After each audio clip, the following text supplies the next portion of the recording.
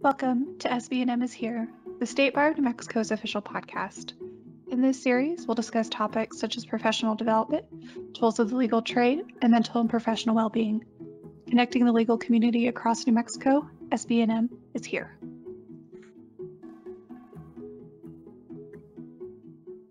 Hello, everyone, and welcome back to SBNM is Here. This is Morgan Pettit, Member Services Manager and podcast producer for the State Bar.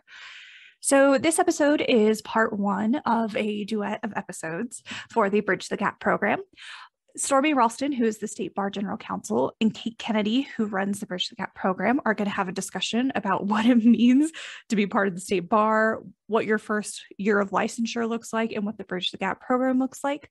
So please stay tuned. It's a nice, short, informational episode that will help get you ready as you enter the profession. The second episode is on member services and other member forward-facing things that you will now receive as part of a member of the State Bar of New Mexico. So listen to that second episode, that's separate. And with that, I will hand it over to Lauren Riley, who's our moderator. Thank you so much for that, Morgan. I'm Lauren Riley with the Young Lawyers Division. I also practice family law here in Albuquerque, New Mexico at Batley Family Law. And I'm excited to be with two staff members from the State Bar today, Kate Kennedy and Stormy Ralstin. Stormy, can you tell us what your position is with the State Bar and what that entails? Sure. So I'm the General Counsel at the State Bar, and that means a lot of things, but probably for today's conversation, the most important aspect of my job is doing the regulatory functions of the State Bar. I oversee all the regulatory functions of the State Bar. Thank you, Stormy. And Kate, can you tell us the same? What is your position with the State Bar and what does your position entail? Perfect. I work closely with Stormy and my focus is really on the several of the regulatory programs of the State Bar. So that includes MCLE, which is minimum continuing legal education, a little bit of licensing, Bridge the Gap, which is a program I'm really excited to talk about today, and IOLTA is the other program I oversee. Awesome. So today, like we said, we are going to talk about the regulatory aspect of the bar. But before we dive into what that even means, Stormy, can you tell us what is the State Bar? Yeah, actually, that's such a great question. When I got out of law school, I didn't have lawyers in my family. I don't come from a line of lawyers or anything. And so I graduated from law school. I took the bar, I was sworn in, and I started getting communications from the State Bar, and I was not sure what the State Bar was. Wasn't sure how it was different from the ABA. I didn't know what it meant in my life. So I don't know if that's a common experience for young attorneys, but it certainly was for me. So I'm happy to explain what the State Bar is. And then even when you find out what the State Bar is, it's kind of an unusual animal. So it's good to have that discussion, I think. So the State Bar in New Mexico is what is called a mandatory / integrated bar. And what that means is there's two aspects to the State Bar. It's a member services organization. It's actually it's a 501c6 under the IRS code. That's the way it's incorporated, which is a member organization. And it has 8,000 active members and about 2,000 inactive members. So a total of 10,000 members. And as any membership organization would do, the State Bar provides services and benefits for its members. The State Bar is also a regulatory body because in New Mexico and in all states, there's about 33 states that have mandatory bars or integrated bars.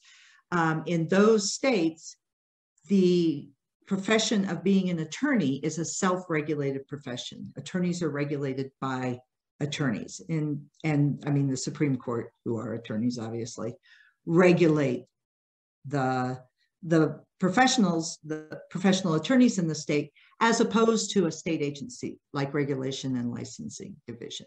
So the State Bar is a membership organization providing member benefits. It's also a regulatory body, and it handles the license renewal for all attorneys every year. And that includes MCLE, certifications, annual certifications regarding IOLTA, pro bono, those sorts of things, and the registration statement. The State Bar also handles pro hac vice, which is an attorney coming in from from another state to practice here for a limited case, for just a limited. Okay. So we're going to talk a lot more in detail about what those things mean in later in the podcast, but can you tell us more about the State Bar itself? And my understanding is there's also a part of the State Bar that's the foundation, and what the mission of those organizations are and what the difference is. Sure. So it is confusing. I think many people are confused about what the State Bar is and what the State Bar or the New Mexico State Bar Foundation is. The State Bar, as I explained, is a membership organization. It's a 501c6. The foundation is a charitable organization. It's a 501c3. So the mission of the State Bar is to be a united and inclusive organization serving the legal profession and the public. The mission of the foundation is to be the charitable arm of the State Bar, and it operates exclusively for charitable and educational activities. So it educates attorneys. Our CLE department, which many people know about, lives in the foundation. It's an educational part of the mission of the foundation. Some of our public service programs also live within the foundation, like our legal resources for the elderly program and things like that. So you're all housed in one building though, but they fall under these different areas. We're all housed under the same roof, and we work very, very closely together, but we are two separate organizations. Okay.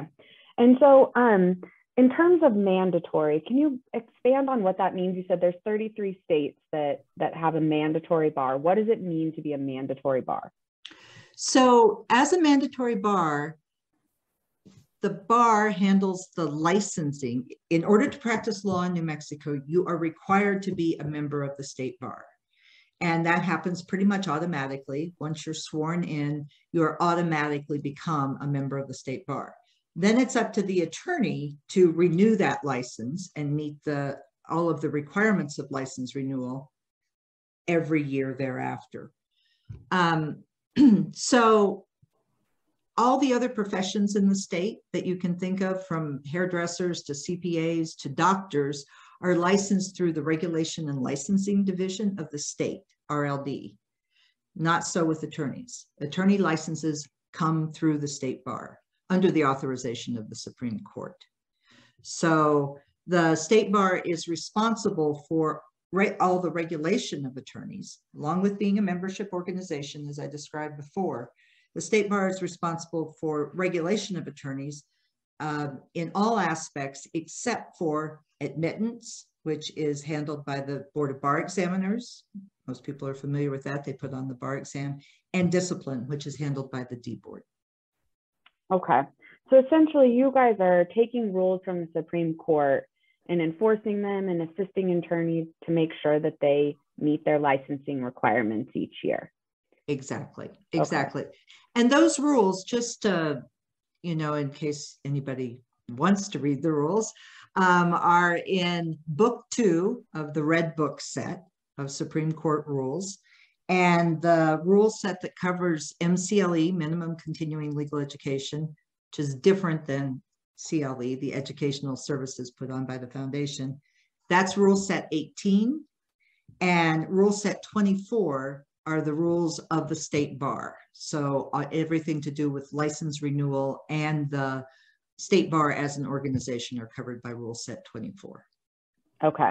I'm sure it's a good read that we should all check out. It's really good. Yes, I highly recommend it.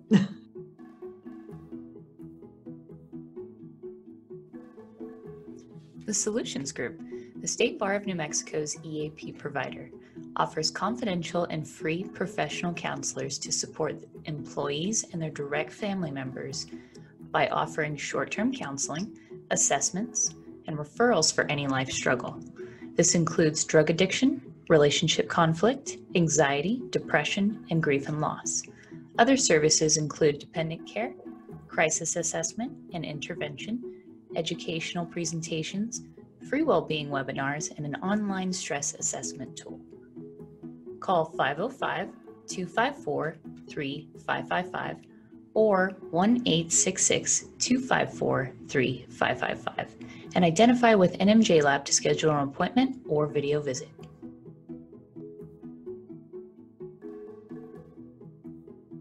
So before we dive into what the heck do you do after you graduate, can you explain to us what the difference between an MCLE is and a CLE?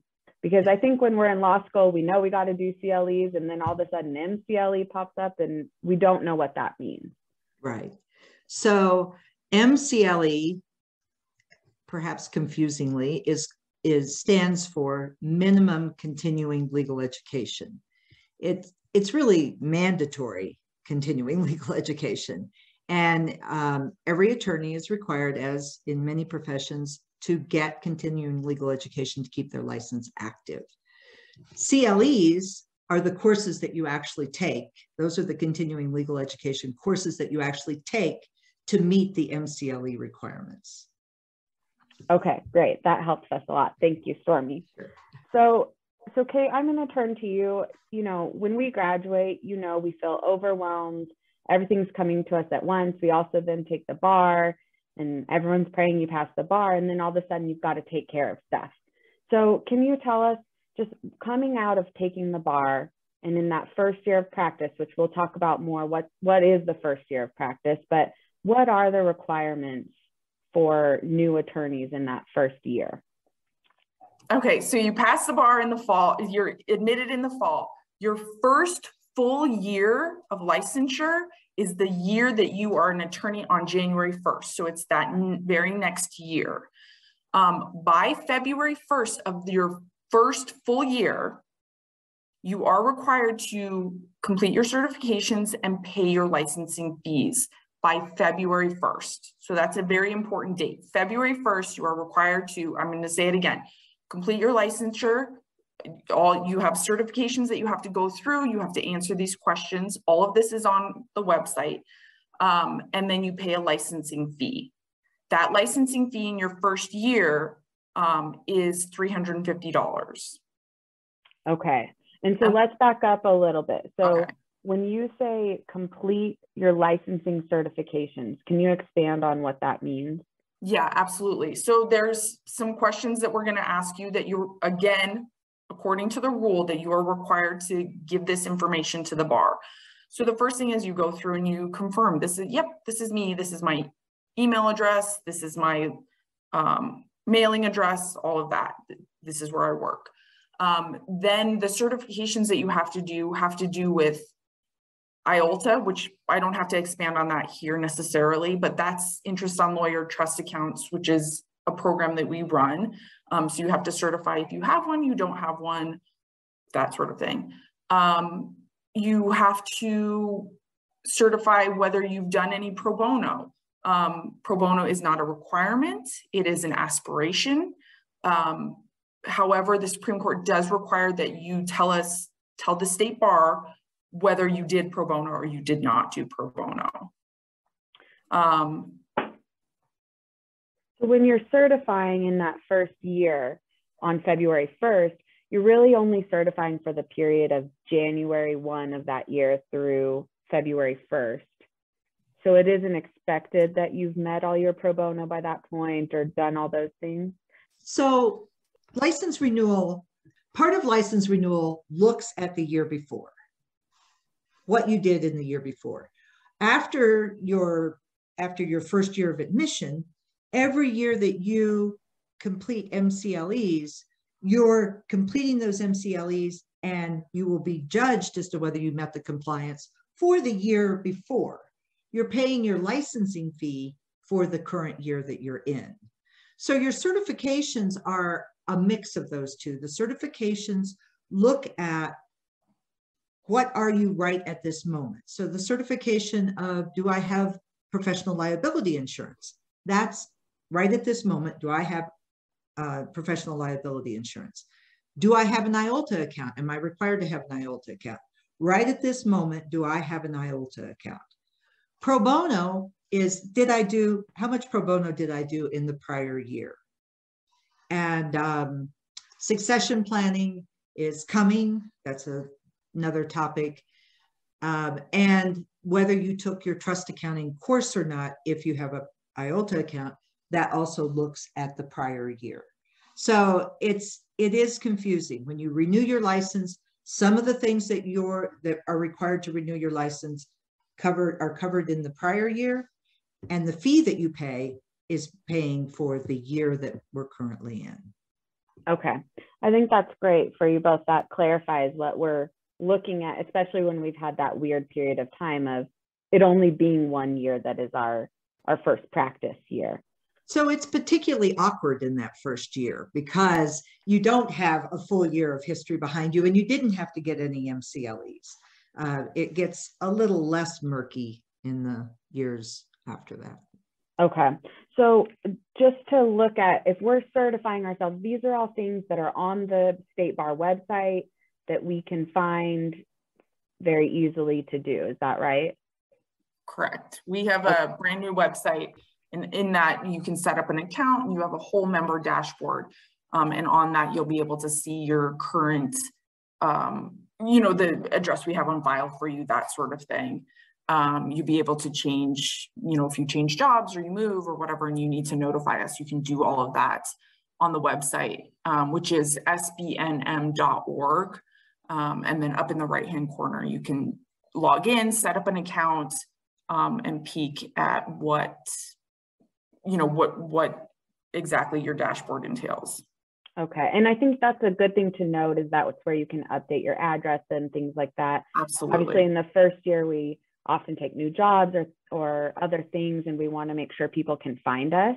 And I know one of the biggest resources I use on the State Bar website every day is the online bar directory, because I find that to be much more up to date than the printed version. Yeah. And it's just quicker to get to. And so, as young lawyers, we need to make sure that people can find us so we can get clients and yeah. stuff. So that's a good to know that that's where we'd update that. So we kind of touched on that what your first year looks like. In the past, before COVID, people were getting sworn in person, and there are these big ceremonies, and we know that hasn't been happening. But a lot of the language that discusses what happens in your first year says, once you've been sworn in. So can you guys talk about what swearing in means, and right now what's going on with that? So over the course of the last couple of years, because people couldn't collect in large groups, swearing in just stopped happening. That doesn't mean that the attorneys who were admitted to the bar are any less attorneys or less able to practice or have any less obligation to complete the requirements of licensure, like MCLEs and paying the licensing fee. It just means that they weren't sworn in. Being sworn in is really important. You sign this big book that the Supreme Court has that goes back 130 years or something. And, it's a wonderful, wonderful tradition, but it is a tradition and an important one. And I think the Supreme Court's now trying to go back around, they're going around the state and holding small swearing-in ceremonies to try to get all of the attorneys who were admitted over the last 2 years sworn in. And that's important. When you have an opportunity to do that, you need to do it. It is important, but you're not any less an attorney just because you haven't been sworn in. So the big thing to take from that is we still got to meet these licensing requirements and make sure we're doing these certifications just because we might not have been sworn in yet. Correct. The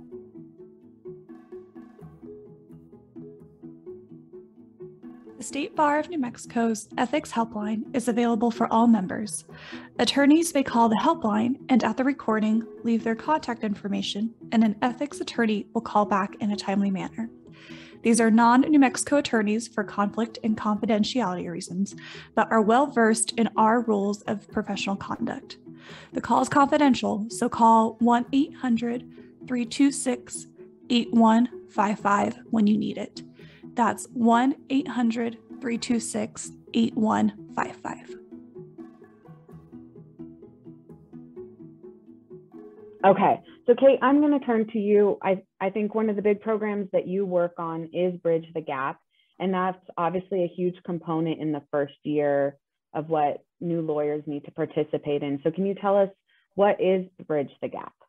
Yeah, absolutely. So Bridge the Gap, really the idea behind the program, and it is a national program, a lot of state bars run it, offer it.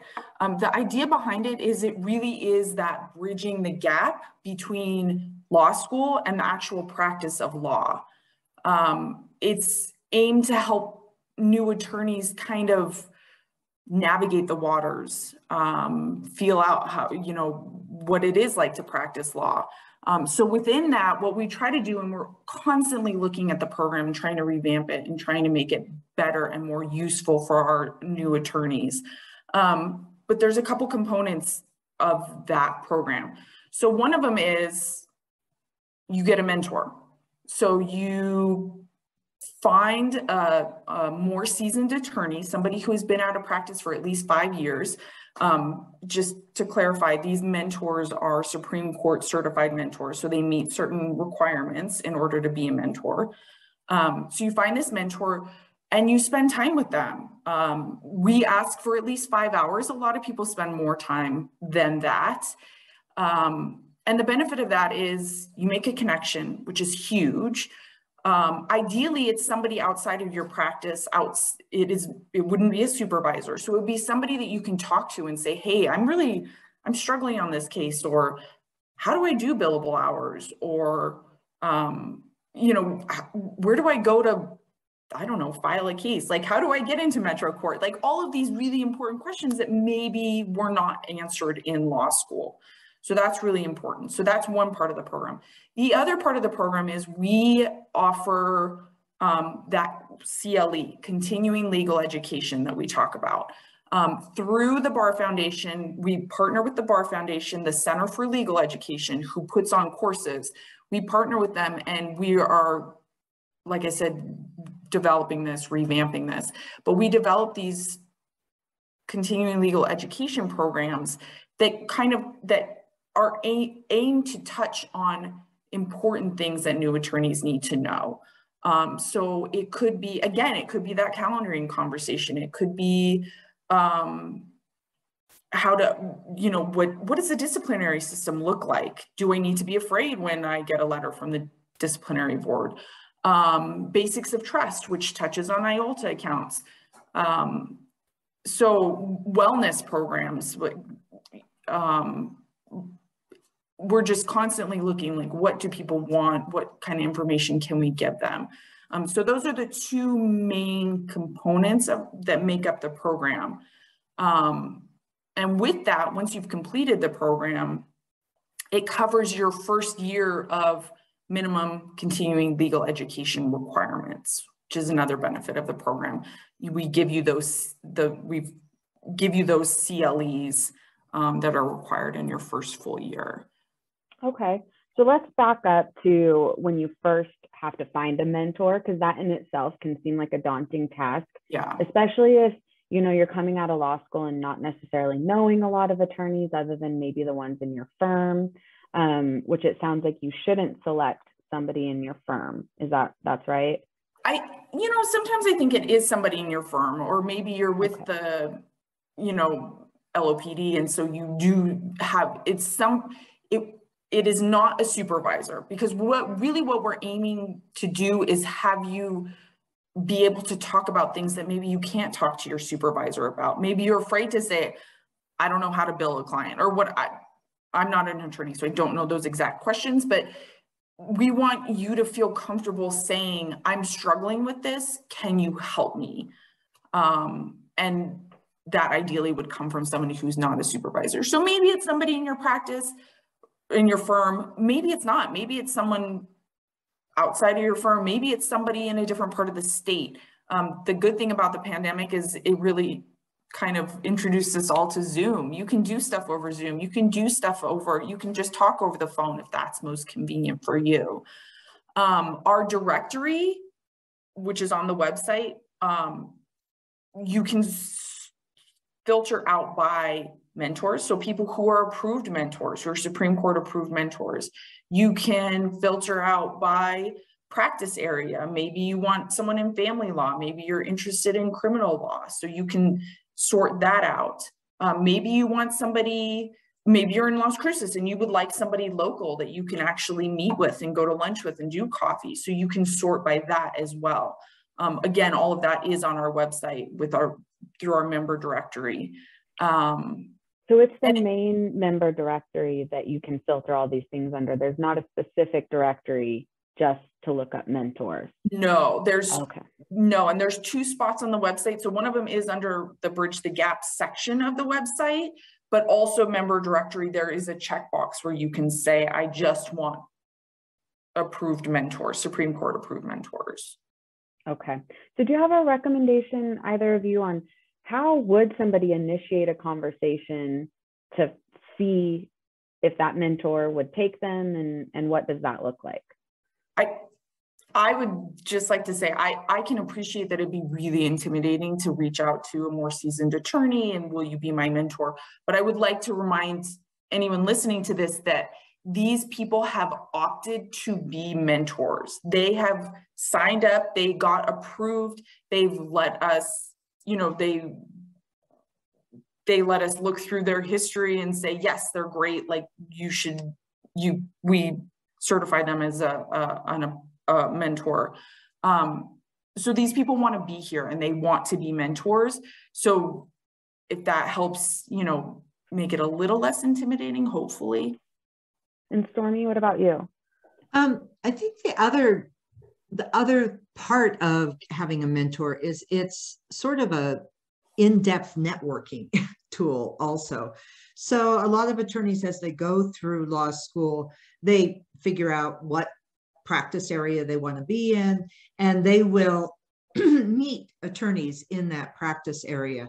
So it's a good thing to be thinking about as you go through law school. I know, the people probably listening to this podcast have already been through law school, but think back to the people that you worked with. Maybe you did a summer internship with them. Maybe you served on a committee with them. Maybe they were a professor, an adjunct professor at one of your classes. Those are people that you can also reach out to, either to ask them to be a mentor or tell them, this is the type of law I want to practice. Who do you think would be a good person for me to reach out to? So those are all ways. People can call us too, and we're happy to talk about, these are people who you might want to reach out to. So, but okay. Ultimately you have to pick up the phone and call.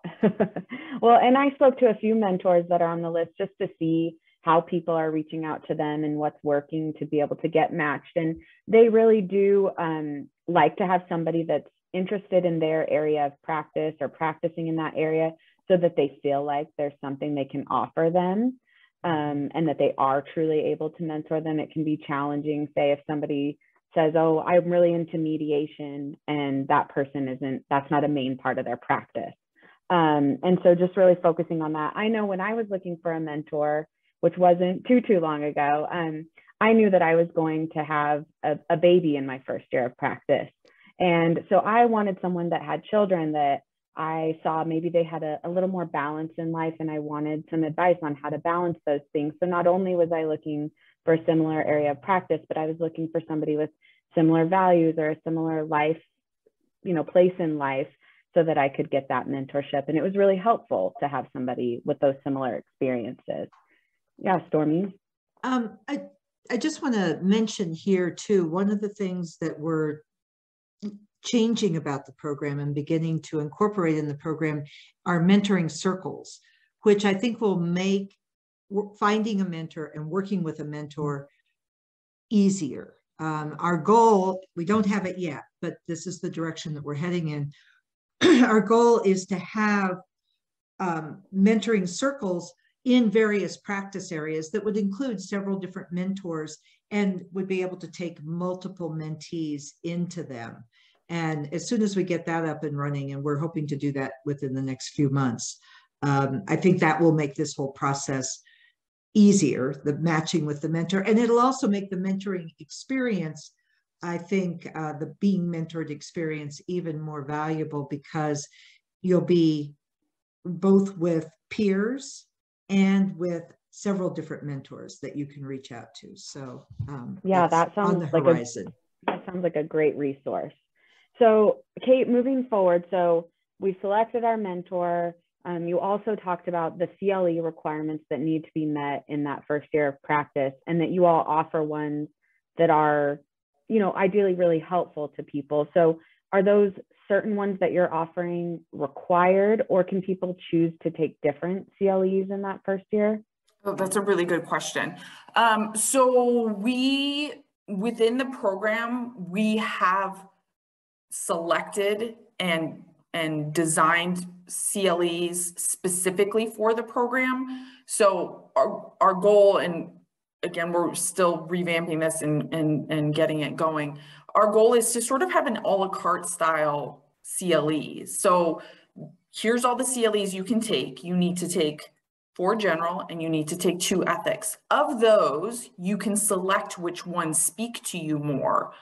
Maybe it is wellness, or maybe, you know, you do have an IOLTA, so you want to take those courses that meet your desires. What information do you want to know? And just to re-emphasize, after having completed that program, meeting with a mentor and taking the CLEs, you do get that first full year of MCLE requirements once you've completed the program. So that 10 general and the 2 ethics you get through the program. So if someone was interested, let's say, you know, at my office, we attended the Family Law Institute a couple of weeks ago, and we have a newer attorney that we wanted to attend. That, I assume, wouldn't meet the requirements, but could he still attend that under this $350 that he paid, or would he have to pay extra to attend that CLE? Also a really good question, and it would be a separate fee. The Bridge the Gap fee is $300, and that covers the CLEs that we have under the program, as well as the mentorship component of it. Stormy, do you want to talk more about that? I just wanted to mention that the Bridge the Gap program, though, does give unlimited audit ability in that year that the person is going through the program. So if you wanted your new associate to attend, but you weren't particularly interested in them receiving the credit because you knew they were going to get that first full year of credit through going through the Bridge the Gap program, they could attend as an audit. They could audit that program for free. So it's just another option. Great. So now let's flip it and let's say, all right, we paid the extra for him to attend, but that means then he's going to get more than the 12 credits that's required because he's already in Bridge the Gap. What happens to those other credits that people earn on top of the 12? So he would be in really good shape. You are required to do the 10 general and 2 ethics every year, so 12 total credits. If you get anything above and beyond that, you can start carrying those over into your subsequent years. So if he got an additional 4 general and 2 ethics going to the Family Law Institute, then he gets to carry over 4 general and 2 ethics into the next year. And then he's already ahead for his next year requirements. And those will you can just keep rolling them. Every year you can carry over up to 10 general and 2 ethics. Okay. And also these courses, where does one find the courses or the schedule for the Bridge the Gap courses that are being offered? So this is all run through the Center for Legal Education, which is the Bar Foundation, which is what we were talking about. We partner with the center to put on these courses. They can set you up for the courses they won't you wouldn't pay them directly, to be clear. So you pay the $300 Bridge the Gap fee to the State Bar, but you don't pay anything to the Center for Legal Education. But they will set you up, they'll register you for the program. Just you pick up the phone and call them and say, hey, I'm part of the Bridge the Gap program and I need to schedule my CLEs. Okay, great. So in terms of getting to the end of the year, so, you know, you've made it to December and I'm like, oh my gosh, how many credits did I get? You know, that first year you just kind of black out. So how could you check how many credits you've gotten?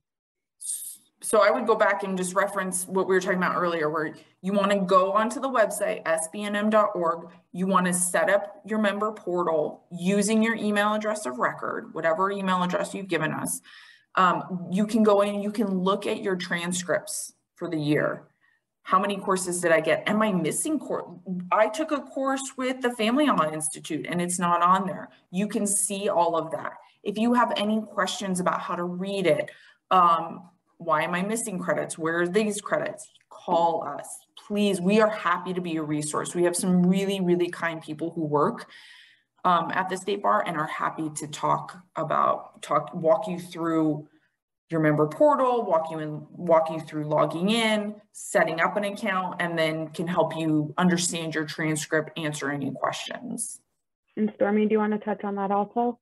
Yeah, I just wanted to point out that it's setting up your portal, setting up your we call it a dashboard also. We sort of use the two terms interchangeably, but is really easy. You just click on login in the upper right-hand corner of the dashboard. And what you'll see, if you don't have an account, you'll have an opportunity to watch a little video that will take you through step by step of how to create this account. And from there on out, you just log in and a big button at the top appears, My Dashboard, and you click on that and you go right there. So. That's great. And I know we all appreciate step-by-step instructions. We need to be walked through it, so it's good. All right, so let's also talk about, we're at the end of our first year and oh my gosh, I didn't meet my requirements. Maybe I don't have enough money to pay for even at that first part of the year, or now it's going into the next year. I don't have enough money to pay my dues, or I'm going to be late on my dues. What do we do? Is that the end of us, or are there other options? So it happens, right? You get to the end of the year, you don't have enough CLEs. Maybe you forgot to put a reminder on your calendar and you missed doing your licensing. And so what happens now?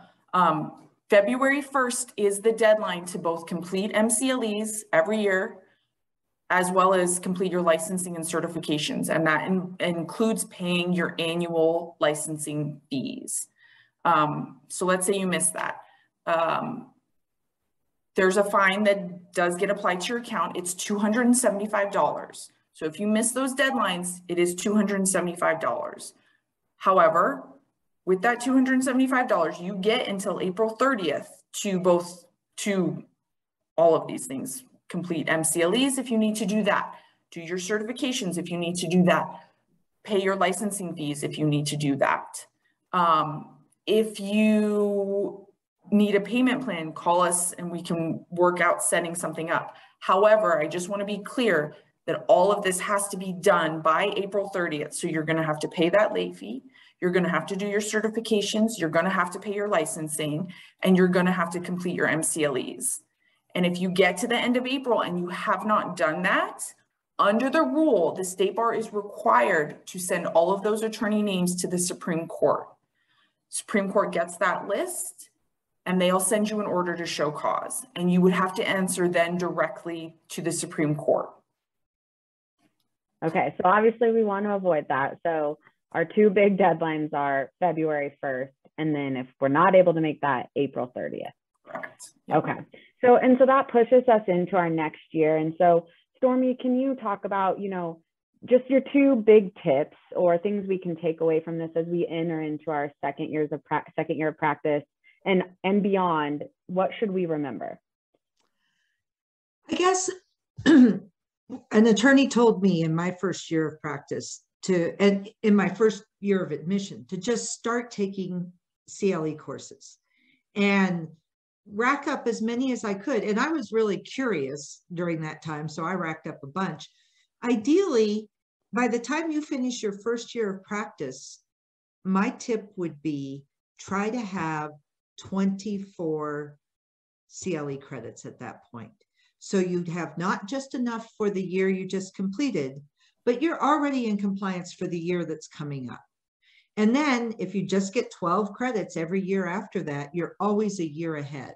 So if you hit a year where you have a baby, or you get married, or maybe something less pleasant happens to you, you have some cover. You have a little bit of leeway and breathing room. It's a really nice way. It's worked really well for me. And it's not that hard that first year. You're going to a lot of stuff, and it's easy to get a lot of credits. That would be my big tip. The other big tip is we are your state bar, and we are there to help. And we have lots of resources that I think Bill Sleece and Morgan Pettit are going to talk about either in another follow-on podcast to this. But we have ethics helplines. We have professional development programs. We have research tools in terms of fast case and those sorts of things.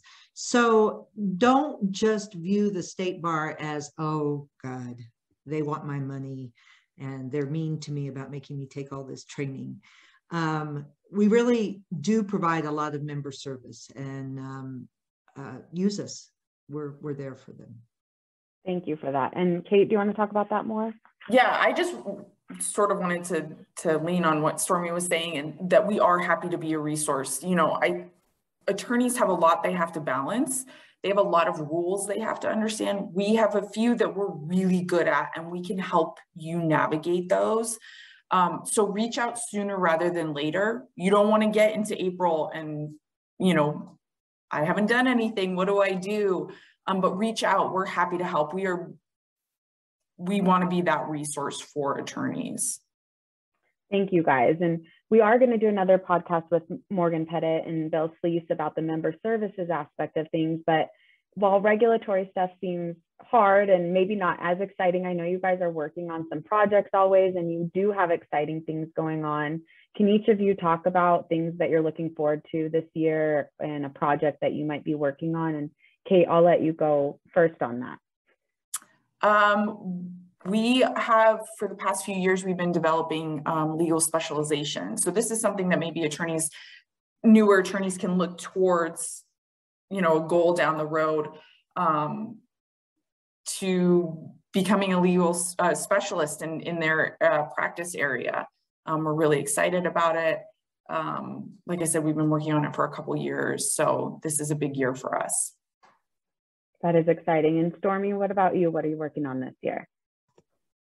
I guess I would just reiterate some of the changes that we're looking to make to the Bridge the Gap program that we've touched on, the mentoring circles, changing up the curriculum. And we're really open to any ideas that new attorneys who have either recently completed the Bridge the Gap program or who are in the middle of it, ideas that they have of what they'd like to see. But Kate's working with getting some national speakers in for organization and technical tools to help with the practice of law. We're really trying to build the Bridge the Gap program into something that's truly useful to new attorneys and not just another check the box. So well, thank you. Thank you. That is exciting. And the State Bar and you all run so many great programs, and we really appreciate your support. I appreciate you both taking the time today, and look forward to seeing you soon. Thanks, Lauren. Thank you so much, Lauren. It's really been a pleasure.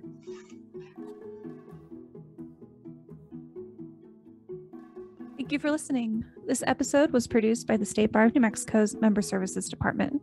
All editing and sound mixing was done by Blue Sky eLearn. Intro music is by Kevin McLeod at Incomtech. The views of the presenters are that of their own, are not endorsed by the State Bar of New